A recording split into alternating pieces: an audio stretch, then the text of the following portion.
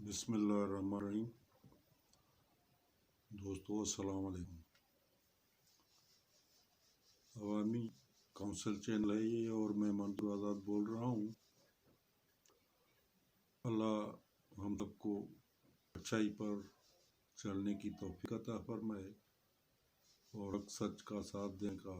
توفیق عطا فرمائے اور ناحق اور برائی پر چلنے سے بچائے۔ دوستو ہم اس چینل پر بات کرتے ہیں پاکستان کی سیاست کی، پاکستان کے سیاستدانوں کی اور عوام کی، اور آج کا ہمارا موضوع ہے اسٹیبلشمنٹ اور سیاستدانوں کی لڑائی۔ تو جناب اس وقت آپ دیکھ رہے ہیں ملک میں اسٹیبلشمنٹ اور سیاستدانوں کی لڑائی چل رہی ہے اور ایک دوسرے کو غدار کہہ رہے ہیں، حالانکہ غدار کوئی بھی نہیں ہے۔ ملک کی اسٹیبلشمنٹ ملک کی سلامتی کی ضامن ہے اور سیاستدان ملک چلانے کے ضامن ہے، اور دونوں ملک چلاتے ہیں۔ تو ملک چلانے والوں کو ہم کس طرح غدار کہہ سکتے ہیں؟ مگر یہ کرسی کی لڑائی ہے جس کی وجہ سے ایک دوسرے پر الزامات لگاتے رہتے ہیں۔ حقیقت یہ ہے کہ شروع سے ہی ملک میں کچھ اس طرح کا نظام قائم کیا گیا کہ اسٹیبلشمنٹ اور سیاستدان دونوں کو ایک دوسرے کا سہارا لینا پڑا،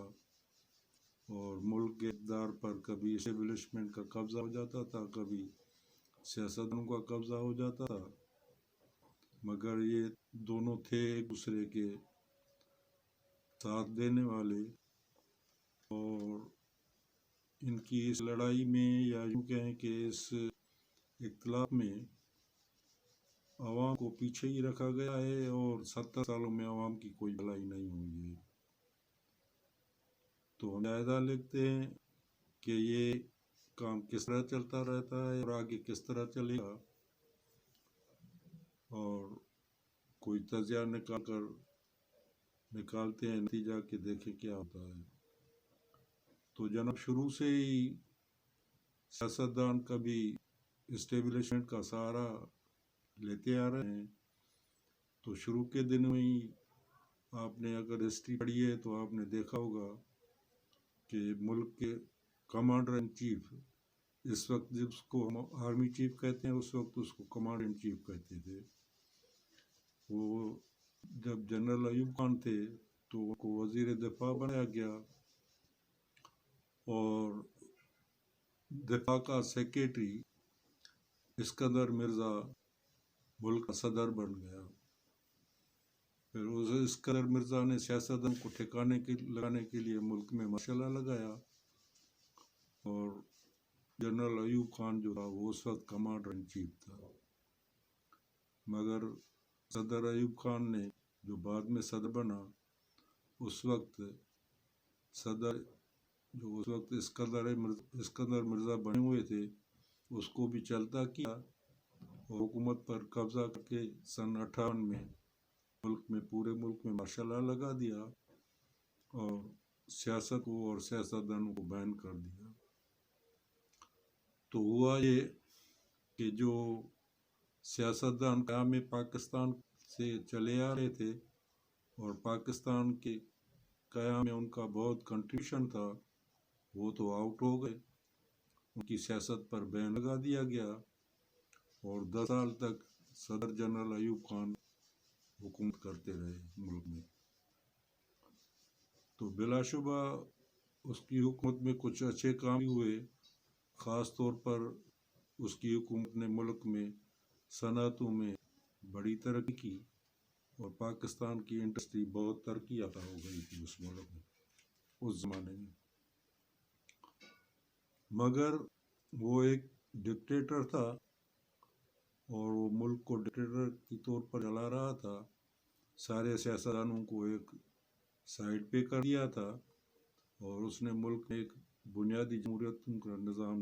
رائج کر دیا تھا، جس کے طریقے پر وہ بی ڈی کے جو ممبر تھے ان سے ووٹ لے کر وہ صدر چنا جاتا تھا۔ پہلی مرتبہ تو وہ بی ڈی کے ووٹ لے کر صدر ہو گیا، مگر دوسری مرتبہ جب الیکشن ہوا تو سیاستدانوں نے سب نے مل کر محترمہ فاطمہ جناح کو اس کے مقابلے میں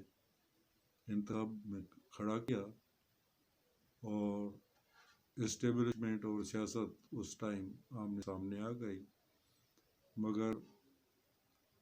ایوب خان نے اور اس کے ہواریوں نے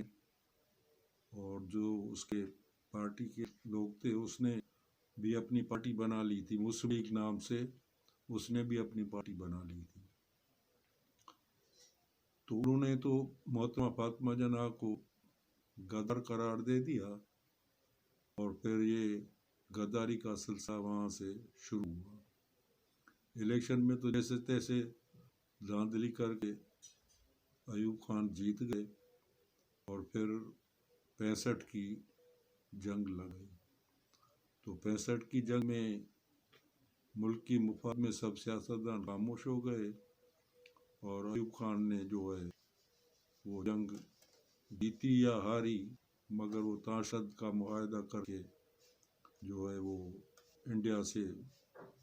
تاشکند سے واپس آئے۔ تو اس کے بعد جو ہے اس کا نیگیٹو جو ہے امیج اور ایفیکٹ ملک میں شروع ہو گیا، اور لوگوں نے کہا کہ یہ تاشکند میں پاکستان کے ساتھ غداری کر کے آیا ہے۔ خاص طور پر اس بات کو صدر ایوب خان کے اپنے چہیتے اور وزیر خارجہ مسٹر ذوالفقار علی بھٹو نے بہت اس معاملے کو آگے بڑھایا، اور ان کے بیچ جو ہے وہ اختلافات ہو گئے۔ تو صدر ایوب خان نے ان کو نکال دیا، یا بھٹو صاحب نے استعفیٰ دے دیا، مگر وہ ایوب خان کو چھوڑ کر باہر آ گئے اور ایوب خان کے خلاف تحریک چلا دی۔ تو ایک بات میں آپ کو بتاتا چلوں کہ پاکستان کے بنانے والے سیاستدان جو تھے وہ تو ایوب خان کے دور میں یوں سمجھو کہ ان کی سیاست ختم ہو گئی۔ اس کے بعد جو سیاستدان اور سیاست چلی ہے وہ ساری سیاستدان اور ساری سیاست اسٹیبلشمنٹ کی پیداوار ہے۔ ایوب خان کا ماشاء اللہ اگر نہیں لگتا تو بھٹو صاحب لیڈر نہیں بن سکتے تھے، اور اگر جنرل ضیاء کا ماشاء اللہ نہیں لگتا تو نواز شریف لیڈر بنتا، نہ محترمہ بے نظیر بھٹو لیڈر بنتی۔ تو ہم یہ کہہ سکتے ہیں کہ پاکستان میں اس وقت جو سیاست چل رہی ہے وہ ان جنرلوں کے پیداوار سیاسی لیڈروں کی چل رہی ہے، اور جو پاکستان بنانے والے سیاستدان تھے وہ بیچارے مرکب گئے۔ تو ایوب خان کو بھٹو کی تحریک اکیلی نہیں تھی، بھٹو کے ساتھ اصغر خان جو پاکستان بظاہر کے سربراہ رہ چکے تھے وہ تھے، اور مشرقی پاکستان کے بنگالی وہ تھے۔ انہوں نے بھٹو کے ساتھ مل کر ایوب خان کے خلاف تحریک چلائی، اور اس تحریک کے نتیجے میں ایوب کو ایک بار چھوڑنا پڑا، اور پھر ملک میں دوسرا مارشل لا لگ گیا جنرل یحییٰ خان کا۔ جنرل یحییٰ خان نے 70 میں الیکشن کرائے، بلا شبہ ان الیکشنوں کو پاکستان کی تاریخ میں شفاف الیکشن کہہ سکتے ہیں، جس کے نتیجے میں مشرقی پاکستان کے ایک کردار شیخ مجیب الرحمان جو بھی ایوب خان کی ماشاء اللہ کی پیداوار تھی، اور اس کو بھی غدار قرار دے کر جیل میں بند کر دیا گیا تھا، مگر اس کی پارٹی کو 70 کے الیکشن میں بہت اکثریت ملی، اور ادھر ویسٹ پاکستان میں اس نے ایسٹ پاکستان کی ساری سیٹیں اٹھا لی سوائے ایک سیٹ کے، اور ویسٹ پاکستان میں پنجاب اور سندھ میں بھٹو نے الیکشن جیتا۔ باقی بلوچستان اور سرحد میں ANP جو اب بول رہی ہے اس وقت نیشنل عوامی پارٹی تھی وہ جیت گئی تھی، اور مولانا مفتی محمود کی پارٹی دونوں نے مل کر ادھر حکومتیں بنائی تھیں۔ تو بھٹو صاحب تھے تو جمہوری، مگر اس نے بھی اسٹیبلشمنٹ کے ساتھ مل کر اقتدار شیخ مجید کو منتقل ہونے نہ دیا، اور نتیجے میں پاکستان 2 الگ ہو گیا، اور بھٹو صاحب اسٹیبلشمنٹ یا یوں کہیں کہ فوجی جنرلوں کے سازباز سے اقتدار میں آ گئے، اور وہ بقایا ویسٹ پاکستان، جس کو اب پاکستان کہا جا رہا ہے، اس وقت انہوں نے بھی اس کو نیا پاکستان کا نام دیا تھا، اس پر حکمران بن گئے۔ مگر بھٹو صاحب جمہوری طریقے سے سلیکٹ ہو کر آئے تھے اور ہم اپنے کو جمہوری حکومت کہتے تھے۔ 2 سال اس نے مارشل لا ایڈمنسٹریٹر بن کر حکومت چلائی، اور 2 سال کے بعد جو آئین دیا 73 والا، اس کے تحت حکومت چلائی۔ مگر اس کی حکومت کا طریقہ جو ہے ایک یوں سمجھیں کہ ڈکٹیٹرانہ ہی تھا۔ انہوں نے متفقہ آئین میں 7 ترمیمیں کی، 8ویں ترمیم تو بڑی مشہور چلتی ہے جو ضیاء الحق نے کی تھی، مگر اس سے پہلے بھٹو صاحب نے بھی 7 ترمیمیں اپنی مرضی کی تھی، جس میں وہ بالکل مستقل عنان حکمران بن گیا تھا، اور سارے سیاستدان، مخالف سیاستدان جو تھے ان سب کو جیل میں ڈال دیا تھا، اور کئی لوگوں پر، پوری پارٹی پر، عوامی نیشنل پارٹی جو ولی خان کی تھی اس پر غداری کا مقدمہ چلایا۔ تو یہ غداری کا کھیل شروع سے ہی چلتا آ رہا ہے، چاہے سیاستدان ہو چاہے اسٹیبلشمنٹ ہو، وہ مخالفوں کا غداری کا کھیل چلا ہی رہتے ہیں۔ تو غداری کا مقدمہ بنا کر اس نے ولی خان کی پارٹی کو بین کر دیا اور سارے لیڈروں کو جیل میں ڈال دیا، اور 77 کے انتخابات جو اس نے کرائے تو اس میں بہت ساری دھاندلیاں کی، تاکہ مخالف پارٹی والوں کو فارم بھی نہیں بھرنے دیا گیا، کئی لوگوں کو اغوا کیا گیا۔ بھٹو نے اپنے مخالف جو مولانا جان محمد تھے اس کو اغوا کیا، اور بلا مقابلہ قومی اسمبلی کی 20-22 سیٹیں اور صوبائی اسمبلی کی بہت ساری سیٹیں بلا مقابلہ جیت لیں۔ تو یہ تھا جمہوری لوگوں کی جمہوریت کا طریقہ۔ مگر اس وقت کیا ہوا کہ ساری جو مخالف پارٹیاں ہیں وہ متحد ہو گئی تھیں، اور انہوں نے عوام میں جو بھٹو کے خلاف تحریک چلائی، اور وہ تحریک گلیوں میں اور شہروں میں چلتی رہی، اور 3 مہینے تک وہ تحریک چلی، جس کے نتیجے میں پھر اسٹیبلشمنٹ نے فائدہ لیا، اور جنرل ضیاء الحق نے ملک میں مارشل لا لگا دیا۔ ہونا تو یہ چاہیے تھا کہ اس تحریک سے ملک میں حقیقی جمہوریت بحال ہوتی، مگر اس کو بحال ہونے نہیں دیا گیا، اور ملک میں مارشل لا لگا، تو جمہوریت کو تو نام نشان ہی پاکستان سے ختم ہو گیا، یوں سمجھے۔ جنرل ضیاء الحق کی 10-11 سالہ مارشل لا میں ایک نئی کھیپ سیاستدانوں کی پیدا ہو کر آئی، جو اب تک پاکستان پر حکومت کر رہی ہے، اور اس کی سیاست کا طریقہ ہی کچھ عجیب ہو گیا۔ جنرل ضیاء الحق کے بعد سیاست جو ہے وہ صرف ممبروں کی ذاتی مفادات کی سیاست بن گئی ہے، اور لوگ ادھر سے ادھر، اس پارٹی سے اس پارٹی میں چھلانگے لگاتے رہتے ہیں، اور یہ پاکستان کی جمہوری سیاست اور جمہوری سیاستدانوں کا طریقہ جو اس ملک میں چل رہا ہے۔ تو جنرل ضیاء الحق کے بعد 2 بڑے کردار پیدا ہوئے، نواز شریف اور بےنظیر بھٹو، اور یہ دونوں کردار اقتدار کے لیے ایک دوسرے سے لڑتے رہے، کبھی وہ اقتدار حاصل کرتا رہا، کبھی وہ اقتدار حاصل کرتا رہا۔ مگر مزے کی بات یہ ہے کہ ان دونوں جمہوری چیمپئنوں نے اس وقت ہمیشہ اسٹیبلشمنٹ کا سہارا لیا۔ بے نظیر بھٹو نے بھی اسٹیبلشمنٹ کا سہارا لے کر کبھی نواز شریف کو گرایا، تو کبھی نواز شریف نے اسٹیبلشمنٹ کا سہارا لے کر بے نظیر کو گرایا، اور یہ باری باری حکومتیں لیتے رہے، تا وقت کہ پھر ایک دوسرا مارشل آیا، جنرل مشرف کا۔ جنرل مشرف کا جو مارشل لا تھا وہ تو سب کے سامنے ہے، مگر پھر بھی سیاستدان نے فوجیوں کا، اسٹیبلشمنٹ کا جو ہے وہ پیچھا نہیں چھوڑا۔ بے نظیر بھٹو نے باہر بیٹھ کر نواز شریف سے میثاق جمہوریت کیا تھا، اور اس میں انہوں نے واضح لکھا تھا کہ ہم فوج کا ساتھ نہیں لیں گے اور فوج کے سہارے جو حکومت حاصل نہیں کریں گے، مگر بے نظیر بھٹو نے جنرل مشرف سے این آر او کیا اور اسی این آر او کے نتیجے میں وہ ملک واپس آئیں، ورنہ اس کے خلاف ادھر بہت کیس تھے اور بہت سزائیں تھیں۔ جنرل مشرف سے این آر او کر کے انہوں نے اپنے کیس معاف کرائے اور سزائیں معاف کرائی اور ادھر ملک میں آ گئی۔ جنرل مشرف بابانگ دوہل کہتا ہے، ٹی وی پر انہوں نے انٹرویو دیے تھے کہ بے نظیر اگر زندہ ہوتی تو میں ملک کا صدر ہوتا اور وزیر اعظم بنتی، کیونکہ انہوں نے مجھ سے این آر او میں یہی وعدہ کیا تھا اور یہی ہمارا ایگریمنٹ تھا۔ خیر جو کچھ ہوا سو ہوا۔ بے نظیر بھٹو کو کس نے قتل کروایا یہ بھی ابھی تک ایک کہانی بنی ہوئی ہے اور اس کی پارٹی نے بھی اس کی کوئی صحیح طریقے سے جانچ نہیں کرائی، تو وہ اب تک ایک معمہ بنا ہوا ہے اور سیاست کا ایک کردار بے نظیر بھٹو پاکستان سے ختم کر دیا گیا، مگر اس کے بعد ایک دوسرا کردار پیدا ہوا زرداری صاحب کا۔ زرداری صاحب کی سیاست تو عجیب سیاست تھی،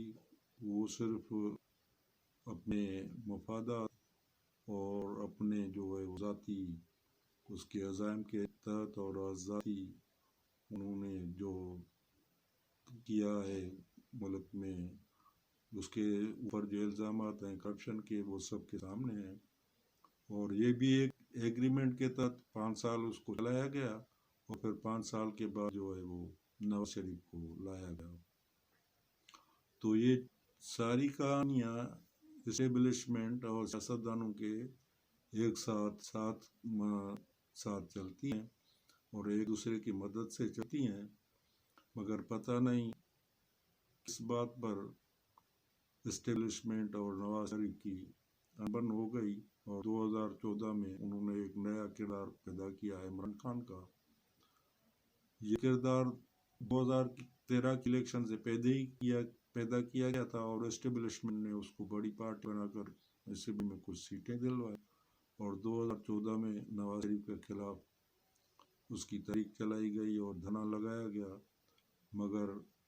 ابھی تو یہ بات واضح ہوتی آ رہی ہیں اور سب لوگ جنرلی خود بیان دے رہے ہیں جو ٹی وی پر آ رہے ہیں کہ راحیل شریف چاہتا تھا کہ اس کو ایکسٹینشن مل جائے اور اس نے 3 مرتبہ نواز شریف سے بولا کہ اس کو ایکسٹینشن دی جائے، مگر نواز شریف نے انکار کر دیا۔ تو اس وقت سے اسٹیبلشمنٹ اور نواز شریف کا جو ٹکراؤ شروع ہو گیا۔ تو اب جو چلتے چلتے آخر یہ بات ہوئی کہ نواز شریف کو نکال دیا گیا اور عمران خان کو 2018 کے الیکشن میں جتوا کر اقتدار دیا گیا۔ تو نواز شریف نے تو ایک نعرہ لگایا کہ پہلے مجھے کیوں نکالا اور پھر لگایا ووٹ کو عزت دو، تو پھر وہ 1-1.5 سال تک تو پتہ نہیں کیوں خاموش رہا، اس کو سزا بھی ہو گئی، جیل میں بھی پڑا رہا اور پھر شاید اندرونی طور پر ہی اسٹیبلشمنٹ کی مدد سے وہ باہر چلا گیا، کیونکہ عمران خان اب کہتا ہے کہ مجھے کوئی پتہ نہیں، میں حیران ہوں کہ نواز شریف کس طرح باہر چلا گیا، اور شاید کوئی ان کی ایگریمنٹ تھی یا کوئی انڈرسٹینڈنگ تھی جو اسٹیبلشمنٹ نے پوری نہیں کی، تو نواز شریف جو اب ناامید ہو کر بفر گیا ہے اور یہ جو ملک میں اب نیا اتحاد پی ڈی ایم کا کام کر رہا ہے وہ سب سیاستدان مخالفوں کی جو ہے اپنی مرضی سے بنا ہے، اور ان کا ذمہ دار بھی عمران خان کو ہی کہہ سکتے ہیں، کیونکہ عمران خان نے بہت سخت رویہ سیاستدانوں کے ساتھ اختیار کیا اور وہ احتساب کے نام پر سب کو جیل میں ڈالا، مگر احتساب یہ ہوا ہے کہ ابھی تک کسی کو سزا بھی نہیں آئی، نہ کسی سے بال نکلوایا گیا ہے، مگر یہ ہے کہ پھر جو لوگ یہ سمجھ میں آتا ہے کہ وہ مخالف کہہ رہے ہیں کہ یہ صرف ذاتی رنجشوں پر جیل میں ڈال رہا ہے، تو پھر ہو سکتا ہے کہ ان کے اس الزام میں سچائی بھی ہو، کیونکہ 2.5 سال گزرنے کے باوجود عمران خان کسی کو کوئی سزا نہیں دلا سکا ہے۔ تو اب معاملہ یہ ہو گیا ہے کہ ملک کی سیاست جو ہے وہ اسٹیبلشمنٹ کے سامنے آ گئی ہے، اور لگتا ایسا ہے کہ یہ ٹائم جو چل رہا ہے وہ ایک فیصلہ کن ٹائم ہے کہ یا تو ملک میں اسٹیبلشمنٹ کی سپرمیسی قائم ہوگی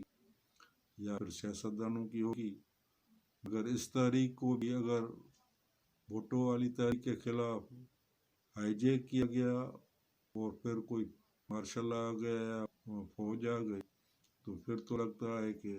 عوام کے لیے کچھ بھی نہیں ہونا۔ مگر کچھ باتیں جو امید افزا ہیں وہ یہ ہیں